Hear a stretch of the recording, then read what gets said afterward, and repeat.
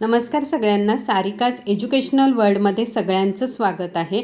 आज आपण प्रसारमाध्यमे आणि इतिहास या प्रकरणातील स्वाध्यायाचा अभ्यास करणार आहोत. आपला पहिला प्रश्न आहे, दिलेल्या पर्यायापैकी योग्य पर्याय निवडून विधाने पूर्ण करा.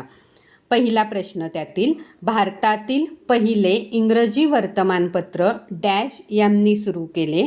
पर्याय आहेत James Augustus Hicky, sir John Marshall, Allan Hume, Balshastri Jambhekar. या प्रश्नाचं उत्तर आहे जेम्स ऑगस्टस हिकी. त्यानंतर दुसरा प्रश्न, दूरदर्शन हे डॅश माध्यम आहे. पर्याय बघा, दृकश्राव्य, स्पर्शात्मक. या प्रश्नाचं उत्तर आहे दृकश्राव्य. त्यानंतर पुढचा प्रश्न, पुढीलपैकी चुकीची जोडी ओळखून लिहा. प्रश्न बघा, प्रभाकर, आचार्य प्र के अत्रे, दर्पण, बाळशास्त्री जांभेकर, दीनबंधू, कृष्णराव भालेकर, केसरी, बाळ गंगाधर टिळक. या प्रश्नाचं उत्तर आहे प्रभाकर, आचार्य प्र के अत्रे. प्रभाकर हे वृत्तपत्र भाऊ महाजन यांनी सुरू केलेलं आहे. त्यामुळे या प्रश्नाचं उत्तर तुम्हाला लिहायचं आहे चुकीची जोडी, प्रभाकर आचार्य प्र के अत्रे. बरोबर उत्तर प्रभाकर भाऊ महाजन. अशा पद्धतीने तुम्हाला लिहायचं आहे. त्यानंतर पुढचा प्रश्न, टिपा लिहा. वर्तमानपत्राचे स्वातंत्र्य संग्रामातील कार्य. या प्रश्नाचं उत्तर तुम्हाला 7 मुद्द्यांमध्ये लिहायचं आहे. पहिला मुद्दा बघा, स्वातंत्र्यपूर्व काळात वृत्तपत्रे लोकांमध्ये माहिती व ज्ञान पोहोचविण्याचे पहिले माध्यम बनले. दुसरा मुद्दा, सामाजिक आणि राष्ट्रीय प्रबोधन घडवून आणले, लोकजागृती, लोकशिक्षण दिले, भारतीय संस्कृतीची, इतिहासाची थोरवी वर्णन केली, सामाजिक, धार्मिक, राजकीय चळवळींना पाठिंबा दिला व साम्राज्यवादी धोरणांना विरोध केला, सामाजिक व राजकीय प्रश्नांना वाचा फोडली, समाजसुधारक नेते व संघटना यांचे विचार लोकांपर्यंत पोहोचवले, वेगवेगळ्या ऐतिहासिक घटनांबद्दल लोकांना जागरूक केले. उदाहरणार्थ, भारतावर रशियन आक्रमणाचा धोका. 7वा मुद्दा, 1857च्या भारतीय स्वातंत्र्य युद्धादरम्यान घडलेल्या घटनांवर प्रकाश टाकला. त्यानंतर पुढची टीप, प्रसारमाध्यमांची आवश्यकता. या प्रश्नाचं उत्तर देखील तुम्हाला 4 मुद्द्यांमध्ये लिहायचं आहे. उत्तर बघा, वर्तमानपत्रे, आकाशवाणी, दूरदर्शन ही आजच्या काळातील अत्यंत महत्त्वाची प्रसारमाध्यमे असून लोकशाही अधिक बळकट होण्यासाठी तसेच माहिती समाजामध्ये पसरविण्यासाठी प्रसारमाध्यमांची आवश्यकता असते. वर्तमानपत्रांमधून चालू घडामोडी तसेच काही सदरांमधून सामाजिक, राजकीय, आर्थिक, ऐतिहासिक घटना समाजात समजतात. वाचकांच्या पत्रव्यवहाराच्या माध्यमातून वाचकही वर्तमानपत्रांशी जोडले जातात.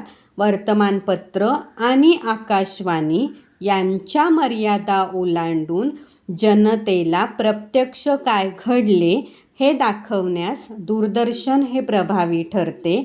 आकाशवाणीतर्फे विविध बोली भाषांमध्ये मनोरंजनपर, प्रबोधनपर व साहित्यिक मूल्य असणारे कार्यक्रम प्रसारित केले जातात.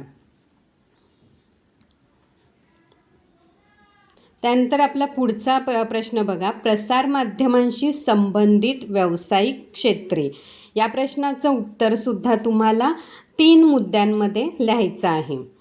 मुद्दे बघा, वर्तमानपत्रांमधील विविध सदरे, अग्रलेख, दिनविशेष, बातम्या मांडण्यासाठी एखाद्या बातमीमागील बातमी सांगणे ही महत्त्वाची असते.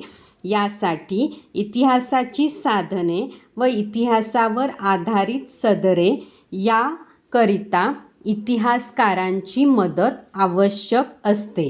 वर्तमानपत्रे विशेष प्रसंगी पुरवण्या अथवा विशेषांक काढतात.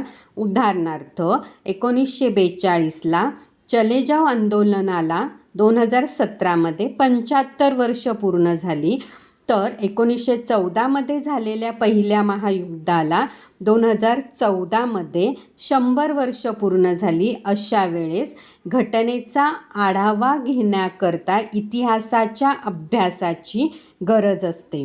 राष्ट्रीय नेत्यांची जयंती, पुण्यतिथी किंवा ऐतिहासिक घटनेला विशिष्ट वर्ष पूर्ण होणे यासारखे दिनविशेष कार्यक्रम आकाशवाणीवर प्रसारित होतात. त्यावेळी त्या नेत्यांच्या कार्याविषयी किंवा घटनेविषयी माहिती इतिहासाच्या आधारे सादर करण्यासाठी इतिहासाच्या अभ्यासकाची गरज भासते.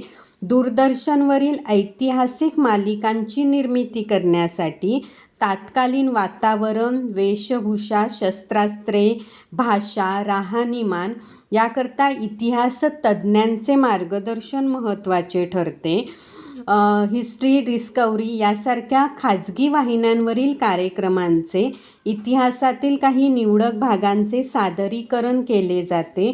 तसेच वास्तू, किल्ले, साम्राज्य, पाककला यांचा इतिहास सांगितला जातो. यासाठी इतिहासाचे ज्ञान महत्त्वाचे असते. थोडक्यात इतिहासाच्या ज्ञानामुळे प्रसारमाध्यमांमध्ये व्यावसायिक संधी उपलब्ध होऊ शकते. त्यानंतर आपला पुढचा प्रश्न बघा. पुढील विधाने सकारण स्पष्ट करा. पहिला प्रश्न, प्रसारमाध्यमांद्वारे मिळणाऱ्या माहितीचे चिकित्सक आकलन करून घ्यावे लागते. या प्रश्नाचं उत्तर तुम्हाला एकूण 3 मुद्द्यांमध्ये लिहायचं आहे. मुद्दे बघा. माहिती समाजामध्ये पसरविण्यासाठी प्रसारमाध्यमांची आवश्यकता असते.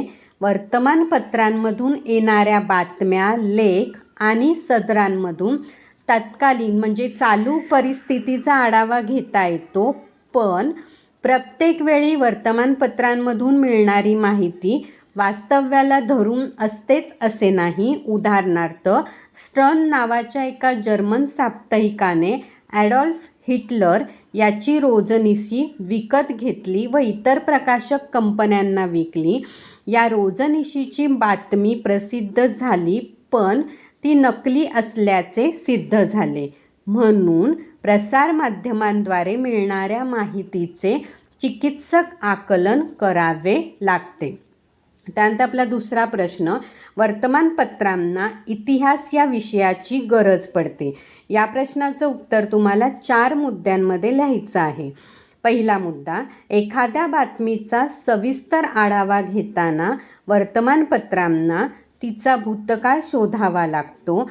दिनविशेषसारखी सदरे देतानाही पूर्वीच्या घटना माहिती करून घ्याव्या लागतात.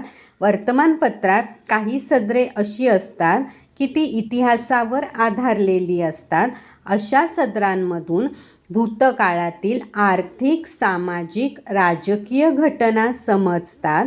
वृत्तपत्रे भूतकाळातील घटना, युद्ध, नेते आदींची शताब्दी, 50-75 वर्ष पूर्ण झाल्या निमित्ताने लेख व पुरवण्या काढतात. अशा वेळी घटनेचा भूतकाळ अभ्यासावा लागतो.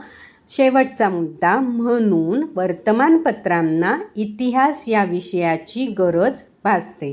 त्यानंतर आपला पुढचा जो प्रश्न आहे तो म्हणजे सर्व प्रसारमाध्यमात दूरदर्शन अतिशय लोकप्रिय माध्यम आहे. या प्रश्नाचं उत्तर तुम्हाला 5 मुद्द्यांमध्ये लिहायचं आहे. दूरदर्शन हे दृकश्राव्य माध्यम असल्याने ऐकत असलेल्या माहितीबरोबर त्या संबंधीची चलचित्रे प्रेक्षकांना प्रत्यक्ष पाहायला मिळतात. दूरदर्शन म्हणजे मनोरंजनाचा खजिना आहे. सामाजिक समस्या, शैक्षणिक, आर्थिक चर्चा, राजकीय घडामोडी, चित्रपट, खेळ अशा सर्व घडामोडी दूरदर्शनच्या छोट्या पडद्यावर घरच्या घरी बसून पाहायला मिळतात. उदाहरणार्थ परीक्षा पे चर्चा किंवा पंतप्रधान नरेंद्र मोदी यांचा मन की बात कार्यक्रम. आज दूरदर्शनवर 100हून अधिक वाहिन्या उपलब्ध आहेत. या वाहिन्यांमुळे जगाचा इतिहास, भूगोल घरबसल्या जाणून घेणे शक्य झाले आहे. खेळाडू, नेते, किल्ले, युद्ध इत्यादी गोष्टींवरील माहितीपट दूरदर्शनवर पाहायला मिळतात. शेवटचा मुद्दा म्हणून सर्व प्रसारमाध्यमात दूरदर्शन हे अतिशय लोकप्रिय माध्यम आहे. त्यानंतर पुढचा प्रश्न, पुढील उताऱ्यांचे वाचन करून खालील प्रश्नांची उत्तरे लिहा.